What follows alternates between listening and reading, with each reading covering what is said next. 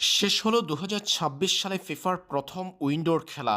মার্চের উইন্ডো শেষ হওয়ার পরপরই বিশ্বকাপের জন্য ব্রাজিলের স্কোয়াড নিয়ে আলোচনা ব্রাজিল ফুটবলে। এদিকে ২০২৬ ফুটবল বিশ্বকাপের ড্রয়ের পর ব্রাজিলের কোচ কার্লো আনচেলত্তি জানিয়ে দিয়েছেন মের মধ্যেই ব্রাজিলের চূড়ান্ত স্কোয়াড ঘোষণা করবেন তিনি। ফিফার নির্ধারিত নিয়ম অনুযায়ী ২৬ সদস্যের চূড়ান্ত স্কোয়াড ঘোষণা করতে হবে ব্রাজিলকে।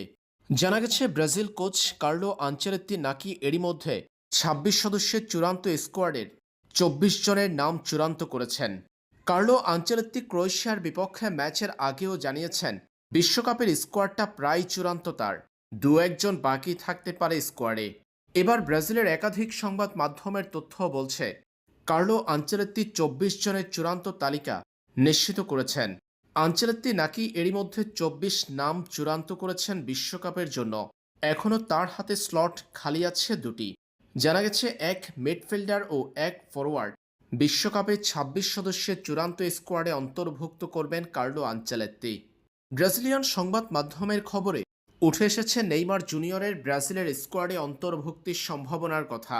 যেহেতু এখনও বিশ্বকাপ স্কোয়াডে দুজনের স্লট খালি, পাশাপাশি একজন ফরওয়ার্ড ও একজন মিডফিল্ডার নিয়ে ভাবছেন কার্লো আনচেলত্তি, তাই নেইমারের জন্য দরজা এখনও খোলা।